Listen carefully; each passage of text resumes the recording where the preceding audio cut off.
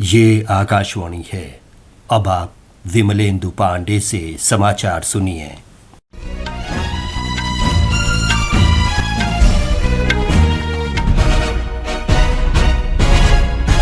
प्रधानमंत्री नरेंद्र मोदी ने आपदा प्रबंधन के लिए आंध्र प्रदेश को 493 करोड़ 60 लाख रुपए और तमिलनाडु के लिए 450 करोड़ रुपए की दूसरी किस्त जारी करने के निर्देश दिए हैं। इससे राज्य सरकारों को तूफान के कारण हुए नुकसान में आवश्यक राहत प्रबंधन में मदद मिलेगी। केंद्र सरकार ने पहले ही दोनों राज्यों को उपरोक्त राशि की पहली किस्त जारी कर दी थी।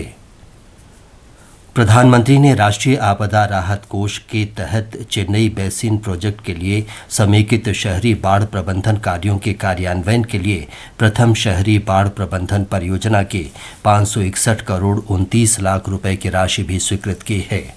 इस राशि में केंद्रीय राहत के 500 करोड़ रुपए भी शामिल हैं।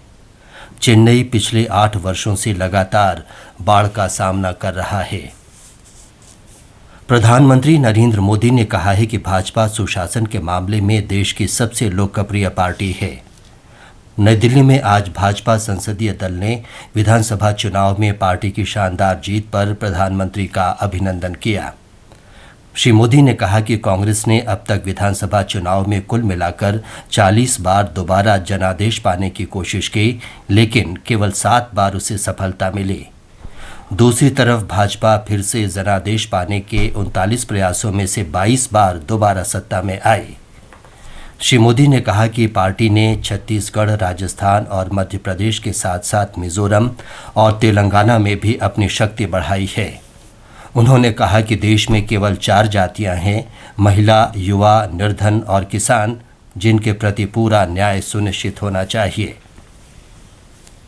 लोकसभा में भोजनावकाश के बाद केंद्रीय विश्वविद्यालय संशोधन विधेयक 2023 पर फिर चर्चा शुरू हो गई है।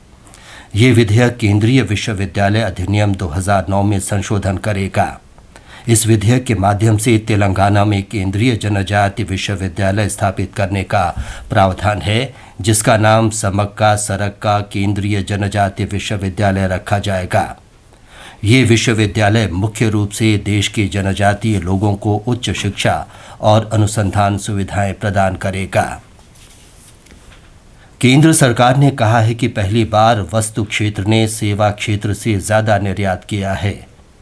नई दिल्ली में इलेक्ट्रॉनिकी और सूचना प्रौद्योगिकी मंत्री अश्विनी वैष्णव ने कहा कि प्रधानमंत्री नरेंद्र मोदी की मेक इन इंडिया की पहल के कारण ये संभव हो सका है। उन्होंने बताया कि वित्त वर्ष में निर्यात बढ़कर 762 अरब डॉलर हो गया है। वस्तु क्षेत्र का निर्यात बढ़कर 453 अरब डॉलर हो गया है, जबकि सेवा क्षेत्र का निर्यात 309 अरब डॉलर रहा। वित्त मंत्री निर्मला सीतारामन ने कहा है कि विकसित देशों द्वारा अपनी पर्यावरण संरक्षण प्रतिबद्धताएं पूरी करने के लिए सीमा समायोजन कर लगाने का प्रयास नैतिक रूप से गलत और विकासशील देशों के खिलाफ है। उन्होंने कहा कि सीमा समायोजन कर लगाने का एक तरफा फैसला अल्प विकसित और विकासशील देशों के विरुद्ध होगा। वित्त मंत्री आज नई दिल्ली में भारतीय उद्योग परिसंघ के वैश्विक आर्थिक नीति फोरम को संबोधित कर रही थीं।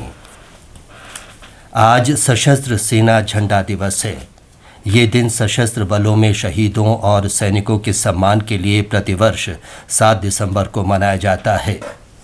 झंडा दिवस का उद्देश्य सैनिकों द्वारा राष्ट्र के प्रति किए गए निस्वार्थ योगदान के प्रति आभार व्यक्त करना है। प्रधानमंत्री नरेंद्र मोदी, रक्षा मंत्री राजनाथ सिंह और सूचना तथा प्रसारण मंत्री अनुराग सिंह ठाकुर ने इस अवसर पर सभी सशस्त्र बलों को नमन किया। प्रधानमंत्री नरेंद्र मोदी कल नई दिल्ली में लाल किले में पहले भारतीय कला, वास्तुकला और डिज़ाइन द्विवार्षिक महोत्सव का उद्घाटन करेंगे।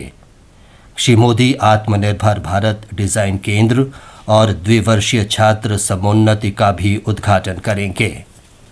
मलेशिया में जूनियर पुरुष हॉकी विश्व कप में आज शाम 5 बजे भारत का मुकाबला स्पेन से होगा। इसके साथ ही ये समाचार बुलेटिन समाप्त हुआ।